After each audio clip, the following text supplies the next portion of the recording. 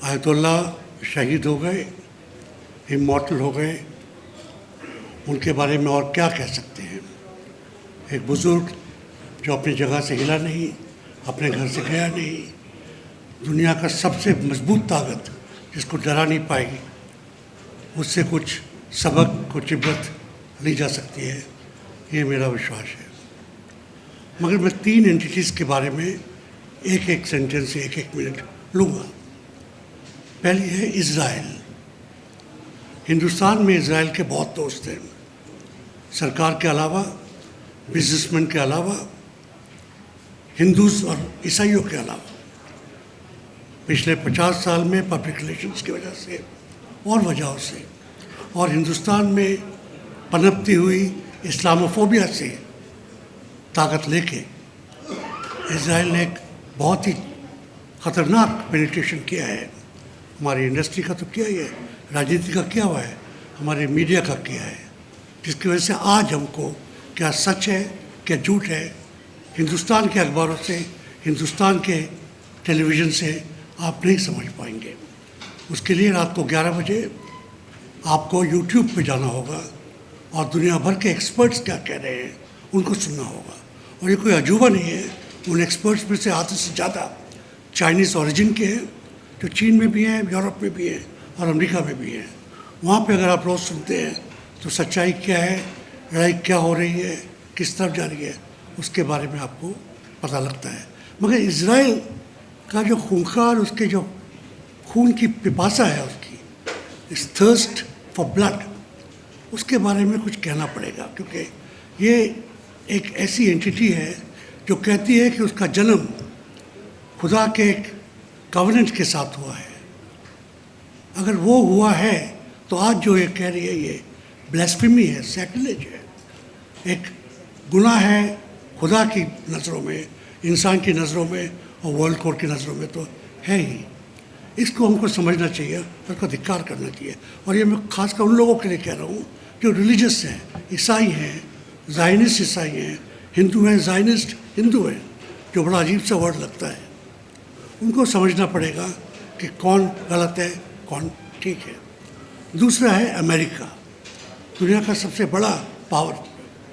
Donald Trump के हिंदुस्तान में temples हैं आज, आधे यूट्यूबर्स उनके अजीज़ हैं। अखबारों में हर पेज पर अगर मोदी की फ़ोटो नहीं है तो डोनाल्ड ट्रंप की तारीफ मिल जाएगी आपको। कैसा बेहुदा कह सकते हैं आदमी है, कैसा गैर दिमाग वाला आदमी है।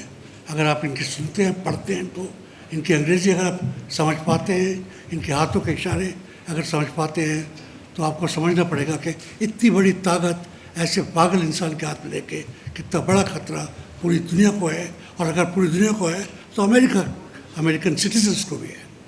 और उसमें ये फिर देखना पड़ेगा कि अमेरिका में भी इनकी खिलाफत हो रही है, यूनिवर्सिटी टाउन्स में और जगह चर्चेस में इनकी खिलाफत हो रही है, जिसका हम लोगों को कुछ पता नहीं लगता। और उस अगर नज़र से आप देखते हैं तो अब सबसे बड़ी शर्मनाक बात, और हमारे जैसे लोगों को जो यही पैदा हुए हैं, कॉन्स्टिट्यूशन बनने से पहले पैदा हुए और कॉन्स्टिट्यूशन की वजह से अपने असूलों को हिफाजत में मानते हैं, हम लोगों के लिए कितनी शर्म की बात है कि हमारी इज़्ज़त बेची जा रही है, हमारी इंसानियत बेची जा रही है ऐसी ताकत के सामने अपने गर्दन झुकाने के लिए कि जिसको और कोई शर्म के अलावा और कुछ हो नहीं सकता है। हम लोग गए थे, मैं और सैदा और बाकी लोग ईरान एम्बेसी गए थे अपनी सॉलिडारिटी ईरानियन लोगों के लिए दिखाने के लिए। उसके बाद पब्लिक बहुत बड़ी तादाद में आने के बाद हिंदुस्तान का नुमाइंदा, हमारा फॉरेन सेक्रेटरी वहाँ गए, साइन किया।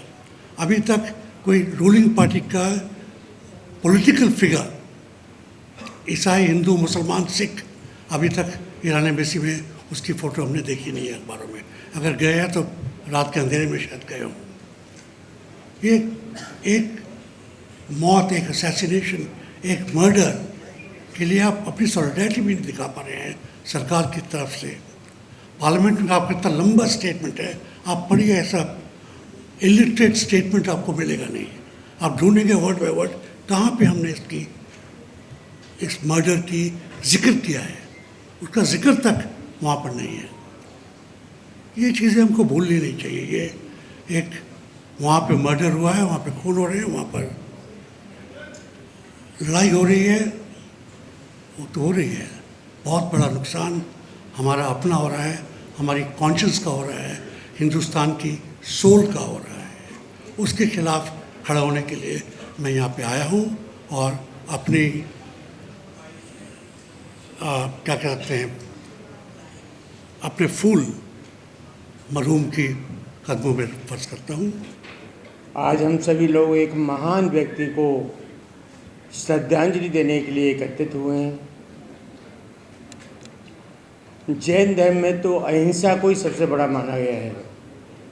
हमारे यहाँ तो छोटे से छोटा जीव, चाहे वो जल का हो, थल का हो या नभ का हो, उसकी भी रक्षा की बात की जाती है। आज हमको उस महान गुरु को, जिसने अपने देश को और दुनिया को एक शांति का संदेश देने की कोशिश की, ज़बरदस्ती मार दिया गया।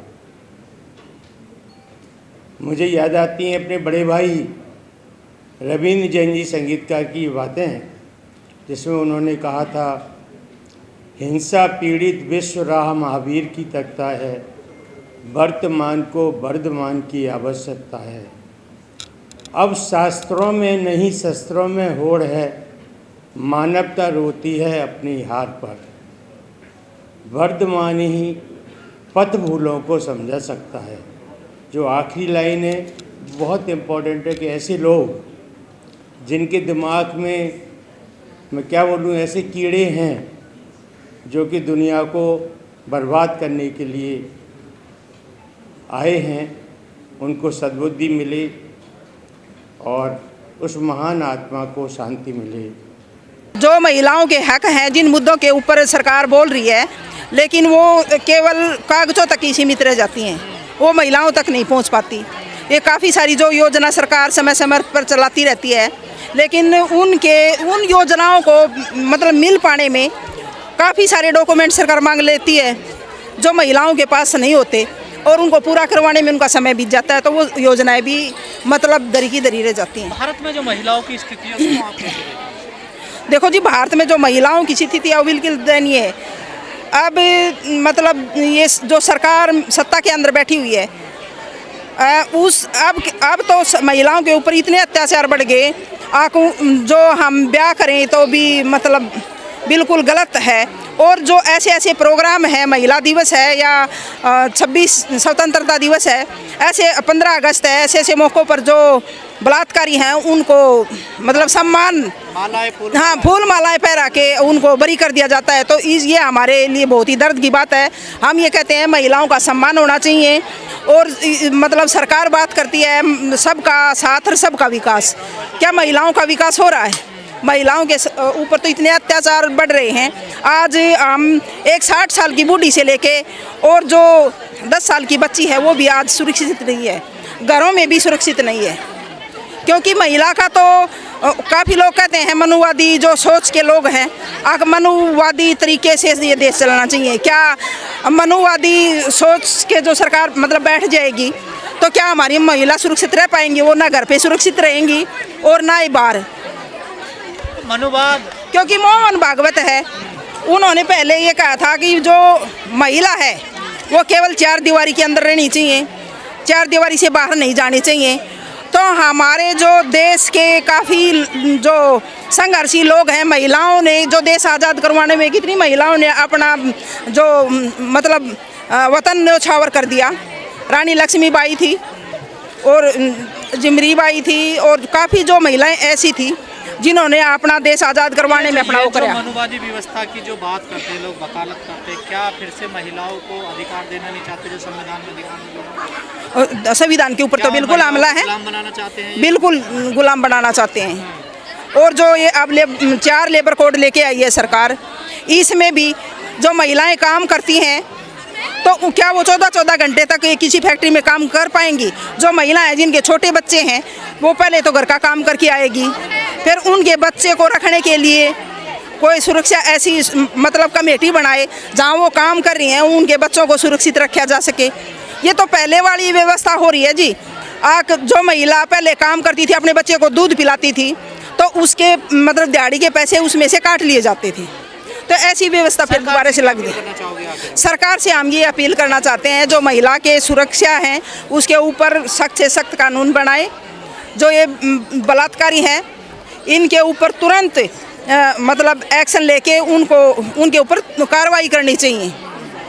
और जो महिलाओं को पढ़ने के जो अधिकार हैं वो देने चाहिए। जो जो एक गरीब महिला है या गरीब परिवार है वो अपने बच्चों को अच्छे से ना तो शिक्षा दे सकता है, क्योंकि स्कूल में भी इतनी सुरक्षा नहीं है। जहाँ पर हमारी बच्चियाँ स्कूल में जाती हैं तो वहाँ पर सुरक्षा की व्यवस्था होनी चाहिए और शौचालय होने चाहिए, उनकी पढ़ने की पूरी व्यवस्था होनी चाहिए। पहले जो किताबें मिलती थी, ड्रेस मिलती थी और जो हमें बस्ते मिलते थे, मतलब उसमें लड़का हो चाहे लड़की, उन सबको मिलने चाहिए। जो बेरोजगार बच्चे कितने घूम रहे हैं इनको तमाम सबको रोजगार देना चाहिए।